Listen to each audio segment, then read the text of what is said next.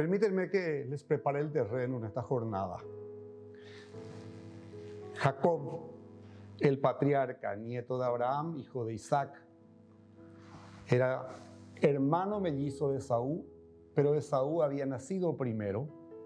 Jacob se agarra del talón de su hermano al nacer y por eso recibe ese nombre. También significa suplantar. Y desde niñez él peleó por un lugar. Esaú fue tomado como el primogénito, por ende debía recibir la bendición de la primogenitura de Isaac.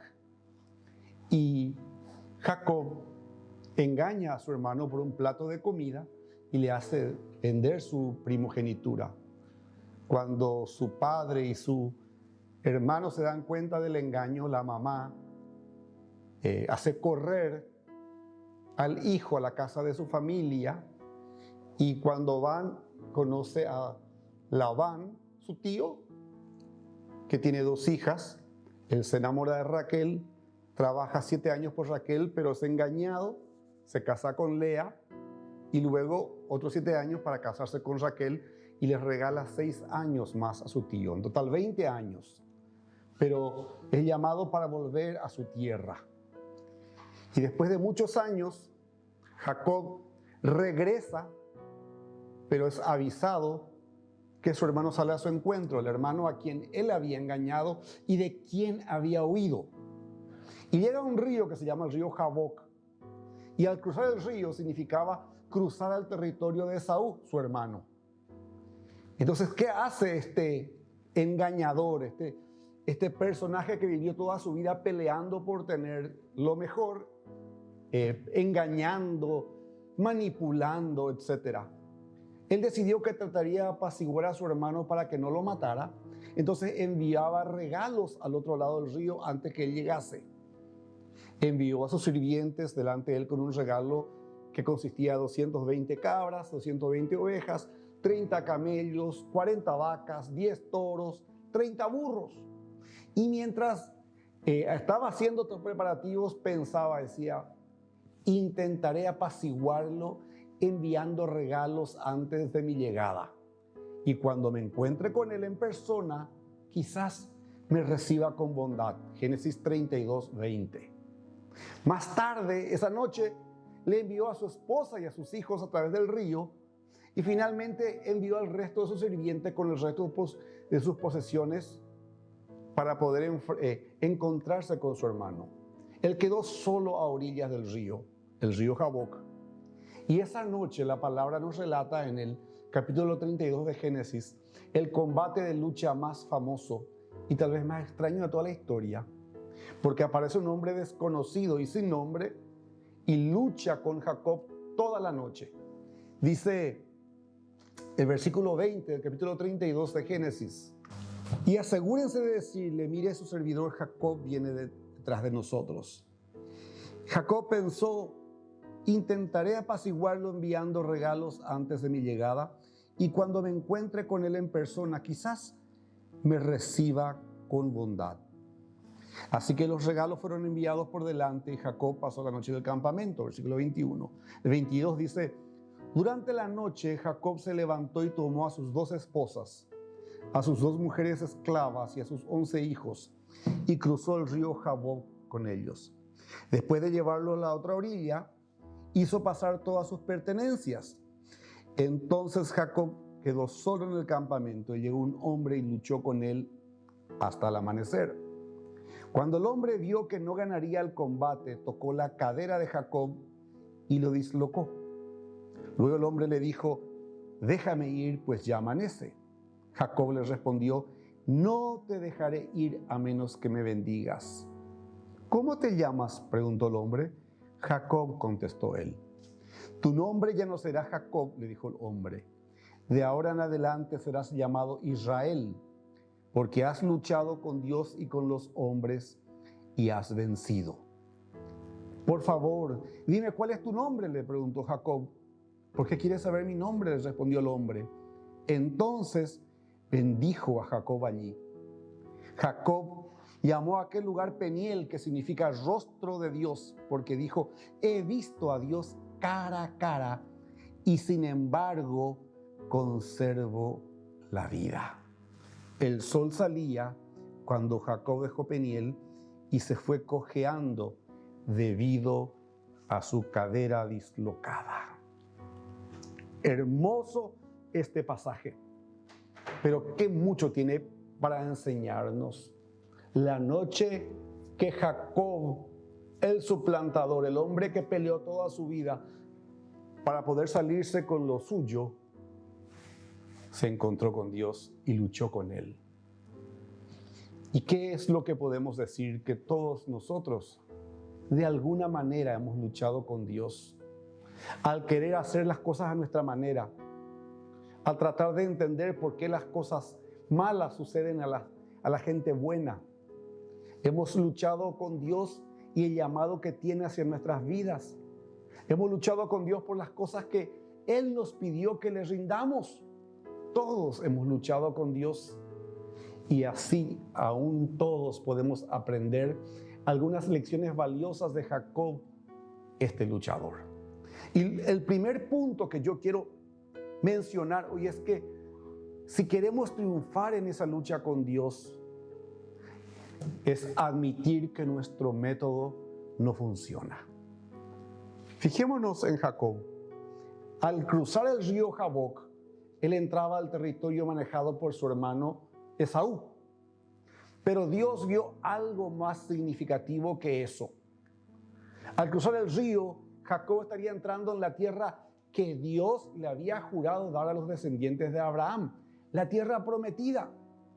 Y Dios no iba a dejar que Jacob entrara en la tierra prometida, o sea, que es la tierra de su bendición, la tierra de su favor, en sus propios términos o en su propia fuerza. O sea, en los propios términos de Jacob, ni en la fuerza de Jacob.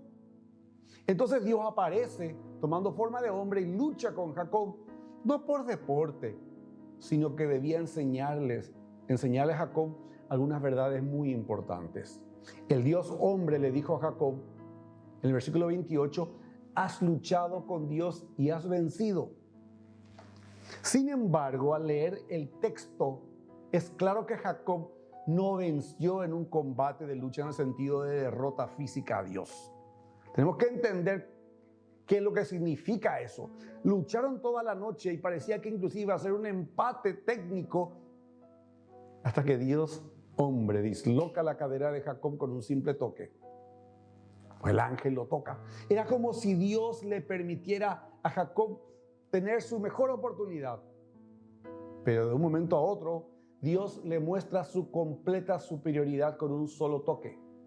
Esa noche, Jacob descubrió que no podía empujar a Dios y hacer las cosas a su manera. Es por eso que la Biblia dice en 1 Corintios 1:25 que la debilidad de Dios es más fuerte que la fuerza del hombre. Jacob descubrió que su forma de entrar a la tierra prometida no iba a funcionar porque Dios no lo iba a dejar. Es por eso que la palabra dice, delante de cada persona hay un camino que parece correcto, pero termina en muerte. Proverbios 14:12.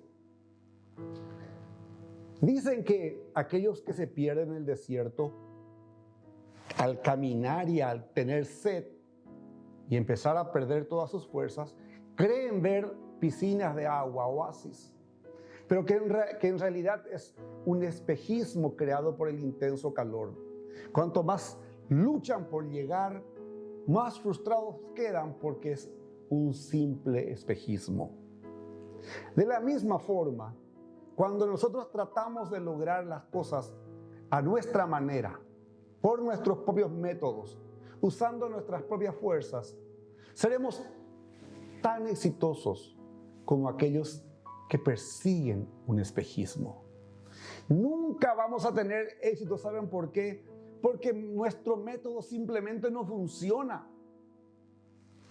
Te pregunto, porque también me pregunto a mí mismo, si no hemos tratado de hacer las cosas por nuestra propia fuerza, tratando de construir un puente para llegar a Dios, tratando de fabricar nosotros una vida santa, tratando nosotros de abandonar un mal hábito por nuestra fuerza de voluntad. Sea lo que sea, es hora de admitir que no podemos hacerlo. Es hora de admitir que nuestro método no funciona. Es hora de dejar de hacer las cosas a nuestra manera y empezar a hacerlas a la manera de Dios. ¿Saben qué? Es solo por la gracia de Dios que podemos establecer una relación con Él y facultados, empoderados, equipados para vivir una vida santa. Y es solo a través de su liberación, de su operación, que podemos ser liberados de nuestros hábitos pecaminosos. El primer punto que debemos admitir es que nuestros métodos no funcionan. El segundo es creer en la sola suficiencia de Dios. Dios le mostró a Jacob que su método no iba a funcionar cuando lo inhabilitó con un solo toque que le dislocó la cadera. Con la cadera dislocada, no le quedó a Jacob otra que darse cuenta de la grandeza de aquel que estaba luchando. Sabemos que Jacob se dio cuenta de que en realidad era Dios con quien estaba luchando, porque él dijo en el versículo 30, he visto a Dios cara a cara y sin embargo conservo la vida. Con la cadera dislocada, todo lo que Jacob podía hacer era aferrarse, no soltar y clamar por una bendición de este Dios hombre. La Biblia nos enseña algunas cosas interesantes acerca de ser bendecidos. Hebreos 7:7 dice, sin lugar a dudas, el que tiene el poder para bendecir es superior a quien recibe la bendición. Así que cuando clamamos por una bendición, o por qué mejor no decimos, cuando Jacob clamaba por una bendición, él estaba reconociendo que era Dios más grande que él. Al buscar la bendición de Dios, se estaba humillando a sí mismo y exaltando a Dios. Se dio cuenta que solo Dios podía proporcionar la bendición que él desesperadamente necesitaba y creía entonces que solo Dios era suficiente. Escuchen lo que el apóstol Pablo recibe de Dios. Mi gracia es suficiente para ti, porque mi poder se perfecciona en la debilidad. Segunda carta de Corintios 12:9. En su condición debilitada, Jacob fue capaz de creer en Dios y entonces así el poder de Dios se perfeccionó a través de su debilidad. No cuando era tan astuto que engañó a su hermano, a su papá, a su suegro peleando por sus hijas o apacentando el rebaño. Pero tantas veces nos resulta tan difícil hacer algo tan simple, tan sencillo como creer en Dios. Es fácil cantar y decir que creemos en la suficiencia de Dios en la iglesia los domingos o en un estudio bíblico. Pero en el mundo real, donde nuestras vidas están en juego, donde hay cuentas que pagar al banco, donde hay el pan para llevar a la casa, donde hay peleas por la salud, por las relaciones, cuando las vidas están en juego, muchas veces demostramos que nuestra creencia es solo teórica. Tenemos que llegar tal vez como Jacob a darnos cuenta de que no tenemos a nadie más a quien recurrir fuera de Dios. Necesitamos confiar solo en Dios para la absoluta provisión de nuestras necesidades, en lugar de confiar en uno mismo y de lo que podemos alcanzar a hacer. Necesitamos una creencia que funcione en el mundo real con problemas reales y no sentados en las sillas los domingos. Tenemos que admitir que nuestro método no funciona, pero también debemos creer que solo Dios es suficiente para que entonces podamos tocar el tercer punto que aprendemos de la lucha de Jacob. Debemos confesar nuestra propia pecaminosidad. Jacob demostró su creencia en la suficiencia de Dios cuando le pidió la bendición aferrado a él porque la cadera ya no le funcionaba, no podía seguir luchando. Sin embargo, Dios primero insiste en que Jacob le dijera su nombre. ¿Acaso Dios no sabía que su nombre era Jacob? Claro que sabía. El nombre de Jacob significa suplantar.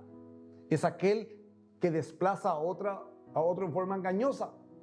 Y eso es lo que había hecho Jacob toda su vida. Así robó la bendición.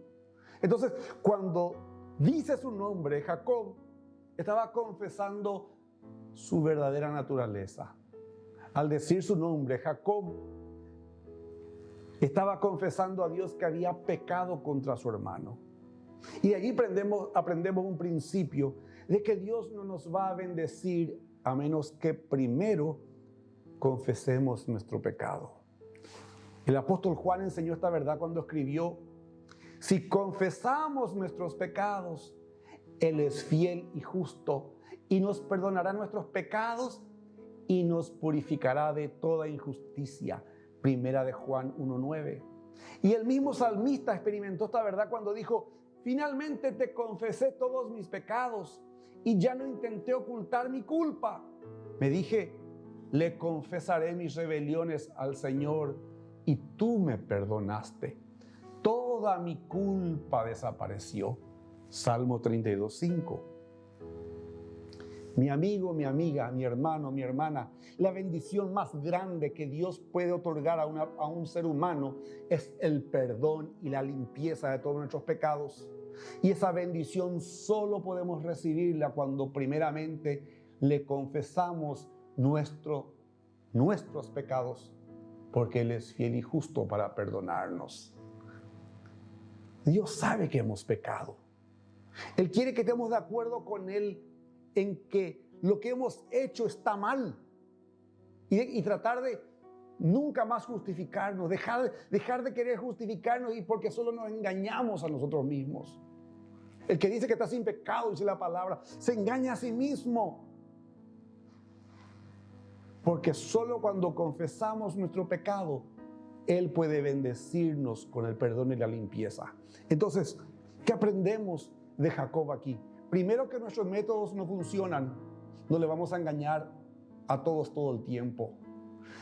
Debemos admitir que nuestros métodos no funcionan. Debemos creer que solo Dios es suficiente. Y debemos confesar que somos pecadores. Para que en cuarto lugar deseemos sinceramente un cambio de corazón, una transformación interior. Tan pronto como el patriarca Jacob habló su nombre, dijo su nombre, por tanto confesó su pecado, Dios cambió su nombre. Para la tradición hebrea, el nombre reflejaba el carácter o la naturaleza de la persona. Y como hemos visto con Jacob, su nombre ciertamente reflejaba su naturaleza, el estado de su corazón, su plantador. Otros dicen usurpador. Al cambiar el nombre de Jacob, Dios estaba mostrando que Él había cambiado el corazón de Jacob, lo cambia a Israel. Ahora leemos que su nombre fue cambiado a Israel porque había luchado con Dios y con los hombres y había vencido. Pero no una lucha con la soberbia del que triunfaba, no, sino de aquel que había admitido que sus métodos no funcionaban, aquel que reconoció que solo la bendición de Dios era suficiente y que confesó su pecado. Entonces su corazón fue transformado. No era que Jacob había superado a Dios en un combate de lucha física, sino que superó confesando su pecado y anhelando y pidiendo por una transformación interior. Nosotros también debemos ir más allá de simplemente confesar nuestro corazón pecaminoso y debemos desear de todo nuestro ser un corazón cambiado, un corazón santo. En el libro de Ezequiel dice que Dios prometió cambiar nuestros corazones cuando dijo: te daré un corazón nuevo y pondré un nuevo espíritu en ti. Ezequiel 36:26. Debemos desear un cambio de corazón como lo hizo David cuando oró y dijo: crea en mí un corazón puro, Dios, y renueva un espíritu firme dentro de mí. Salmo 51:10. Al igual que Jacob, debemos ir a Dios con un deseo genuino de ser transformados. Entonces, la lucha con Dios es admitiendo que nuestros métodos no funcionan. Creer que solo Dios es suficiente. Confesar que somos pecadores y desear sinceramente de lo más profundo una transformación del corazón. Entonces, pasamos al quinto punto. Es que podemos entrar en la tierra prometida del perdón y la limpieza. Recordemos a Jacob, humillado, débil en sí mismo, ya no podía caminar bien, iba a quedar rengo toda su vida porque tenía la cadera dislocada.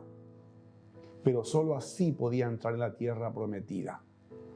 Su debilidad se convirtió en fortaleza. Él empezó la lucha en la oscuridad de la noche, que era el símbolo de su condición espiritual.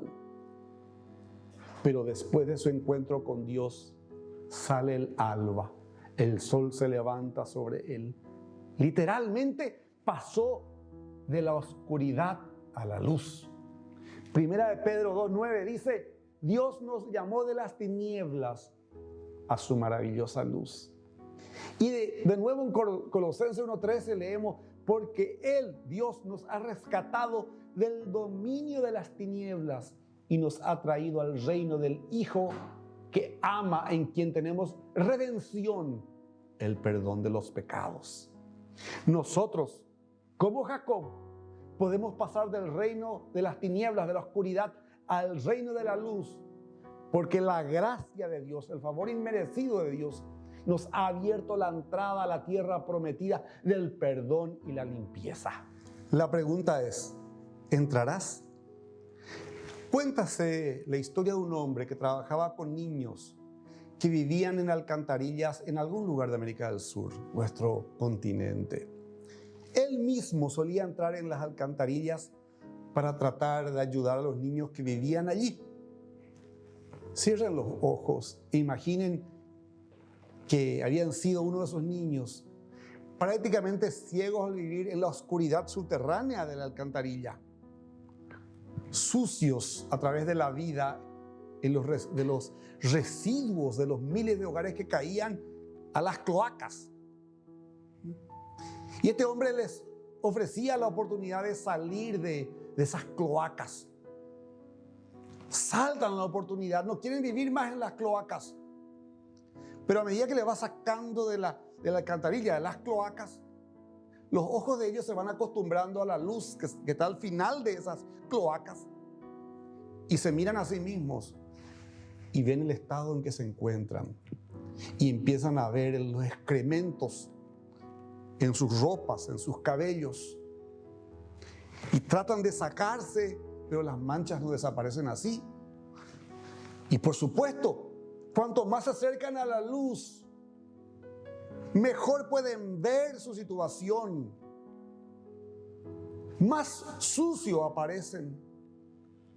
Por ende, muchos evitan salir de la alcantarilla hasta que estén en condiciones de ser presentados al mundo exterior. El problema, por supuesto, es que no pueden limpiarse hasta que salgan de la sociedad de la alcantarilla. Y por otro lado, al salir es inevitable que se hagan conscientes de su propia suciedad. Algunos de esos niños, al ver su condición, dice que volvían a la profundidad de las cloacas porque tenían vergüenza de su condición y no querían que nadie les viese así como eran. Otros reconocían que la única manera de ser liberados de esa inmundicia cloacal, salen a la luz exponiéndose a sí mismos, y solo esos podían ser limpiados y transformados. ¿Qué niños somos nosotros? Tantos años viviendo en la inmundicia de nuestros pecados. Pecado definido como el deseo de la independencia de Dios. Hacer las cosas basados en nuestros métodos, en nuestras formas. Y a medida que nos acercamos a la luz de Dios, Nos damos cuenta que nuestros métodos no son suficientes, que solo Dios es suficiente. Que debemos reconocer nuestra pecaminosidad y desear ser transformados si queremos salir a la luz para poder entrar a la tierra prometida de su favor y su bendición. ¿Estamos dispuestos? ¿O el solo hecho de mirar mi condición hace que no quiero que nadie me vea así y vuelvo a la cloaca, a la inmundicia de mi pecado? No vamos a poder entrar con nuestros métodos. No podemos entrar con nuestras propias fuerzas. No podemos entrar con nuestra condición pecaminosa.